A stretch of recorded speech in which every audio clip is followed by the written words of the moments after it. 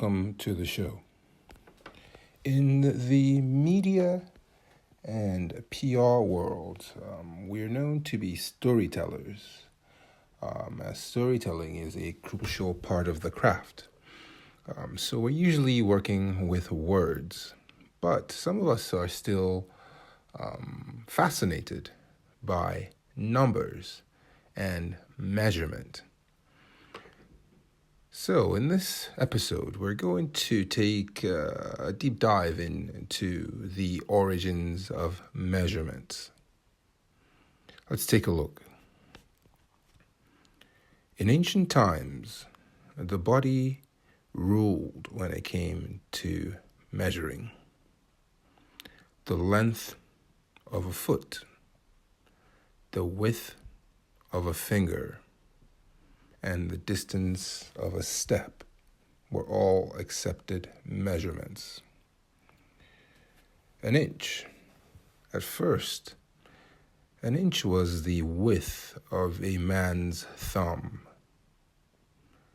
In the 14th century, King Edward II of England ruled that 1 inch equaled 3 grains of barley placed end to end lengthwise. A hand.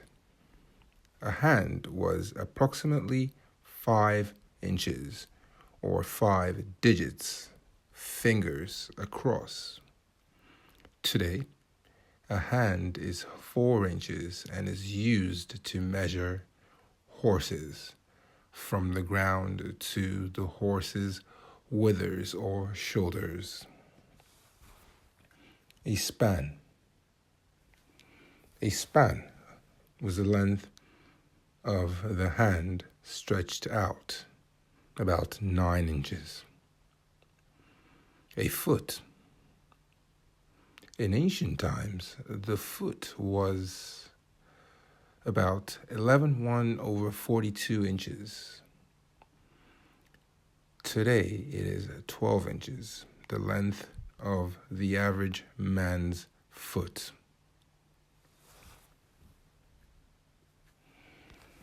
The yard. A yard was originally the length of a man's belt, or girdle, as it was called. In the 12th century, King Henry I of England fixed the yard as the distance from his nose to the thumb of his outstretched arm. Today,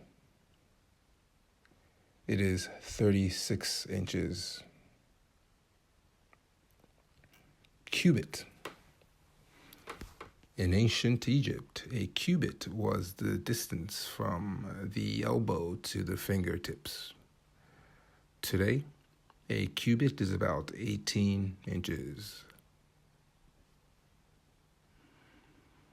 A lick. A lick was used by the Greeks to measure the distance from the tip of the thumb to the tip of the index finger. Pace. The ancient Roman soldiers marched in paces, which were the length of a double step, about 5 feet. 1,000 paces was a mile. Today, a pace is the length of 1 step, about 2.5 to 3 feet. Measurements. So 1 inch equals 0.083 feet. A foot equals 12 inches. A yard equals 3 feet or 36 inches. And a mile equals 5,280 feet or 1,760 yards. Near and far. Around the earth at the equator, 24 2,901 miles. Across the continental U.S., 3,000 miles. From the Earth to the Moon, 238,854 miles. From the Earth to the Sun, 93 million miles. It's very interesting how these ancient or kings from long ago took it to no consideration that people from different parts of the world and people from different races have different sized fingers and thumbs, different size length of torsos or arms, different size lengths of feet. So they were using what is known as observational practices. Then we switched to technological advances, and then finally into developing international standards. So let's look at where we've come from and where we are today. Let's look at measurement systems. So, to measure the quantity of anything, we need a comparison with some precise unit value. As we said, early humans used body parts and natural surroundings to provide suitable measuring instruments.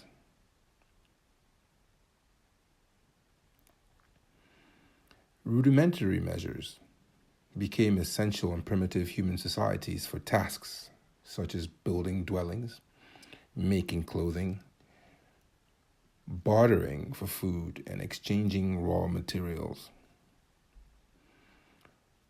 Early Babylonian and Egyptian records show that length was first measured with the forearm, a cubit, hand, palm and span, and the finger digit. The cycles of the sun, moon, and other celestial bodies were used for time measures.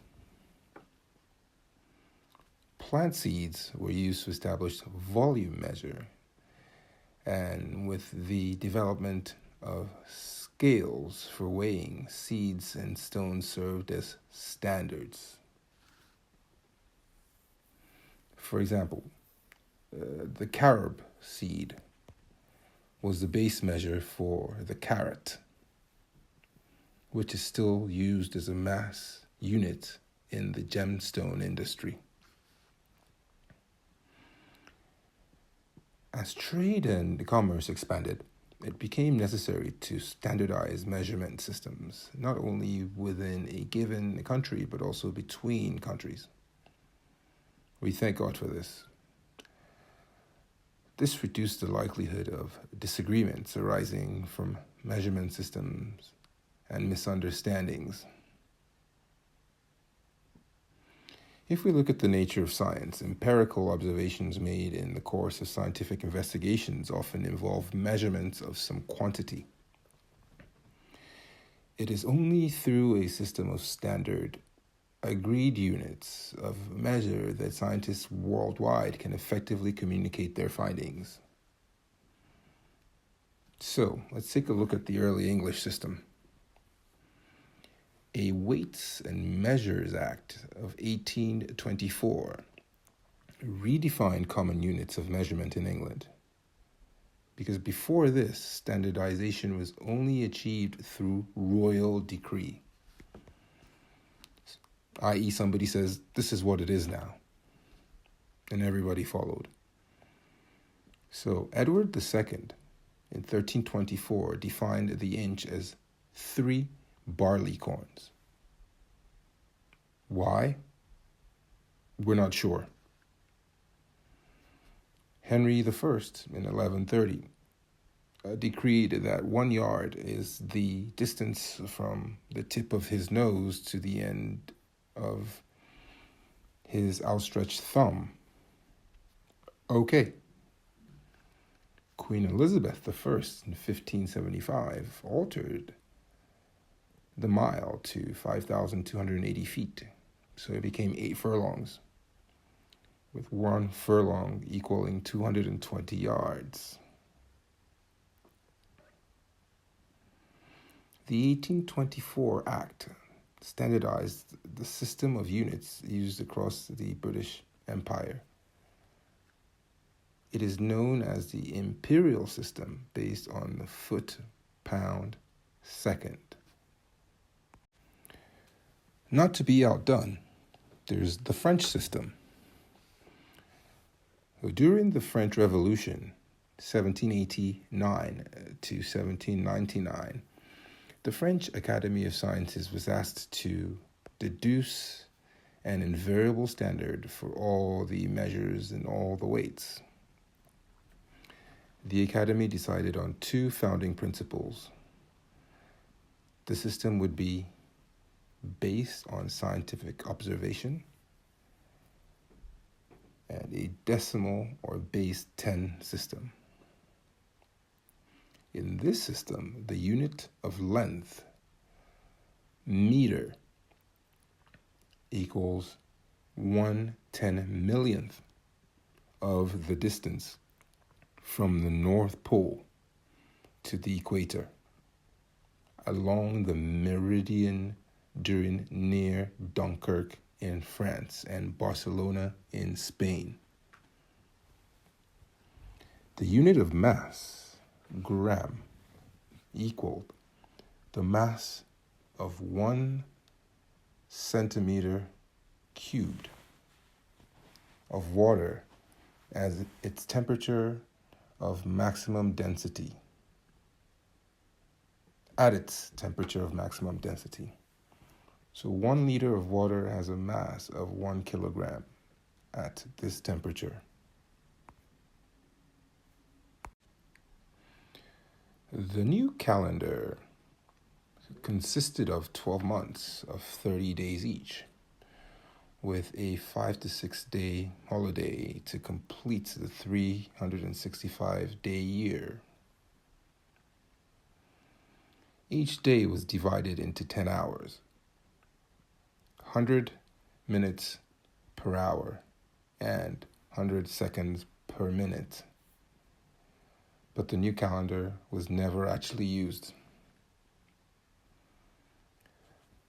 The National Assembly adopted the metric system based on the meter kilogram second on the 7th of April, 1795.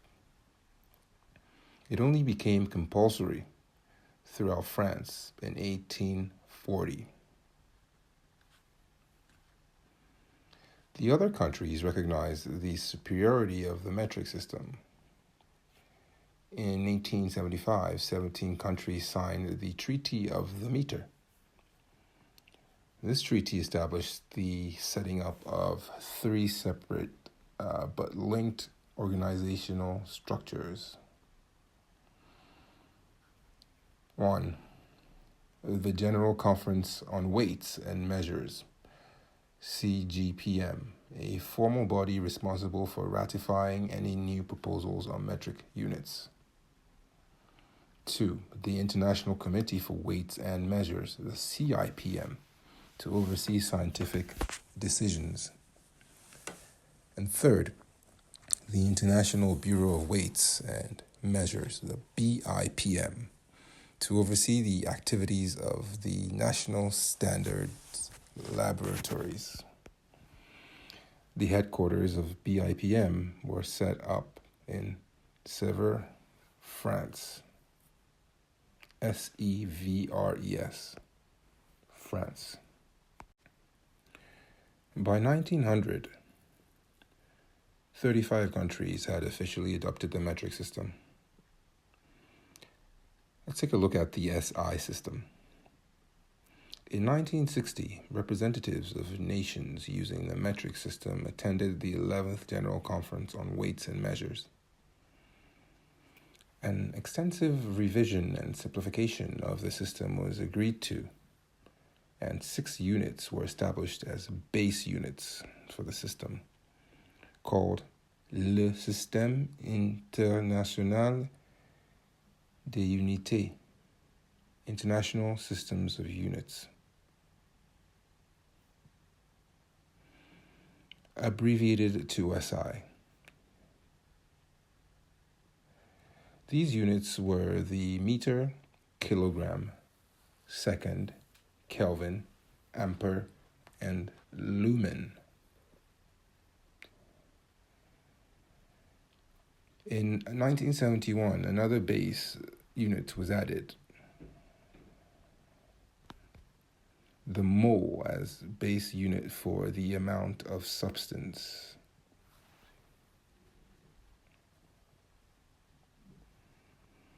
Standard units like the meter, kilogram, and second make it possible to trade and communicate throughout the world without misunderstanding, which is a fantastic feat on its own. An international community of metrologists, people who study measurement, is constantly improving the SI measurement system. For example, on the 16th of November 2018, the 26th General Conference on Weights and Measures agreed to redefine the kilogram, the ampere, the Kelvin, and the mole. The new definitions are based on fundamental constants: Planck's constant, the Avogadro constant, the Boltzmann constant, and the charge of the electron. On the 20th of May 2019, the changes came into effect, and the wording of the other 3 units was updated.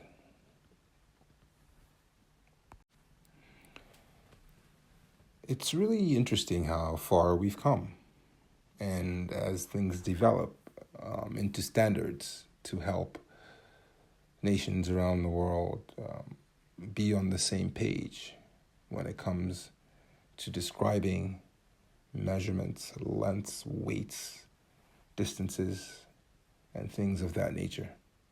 Very fascinating. Please leave a comment. We'd like to hear your thoughts on this topic. Please like and make sure you head to buymeacoffee.com/Samson King to make a small donation. Always appreciated to support the channel. Please subscribe. Thanks for stopping by, and we'll see you next time.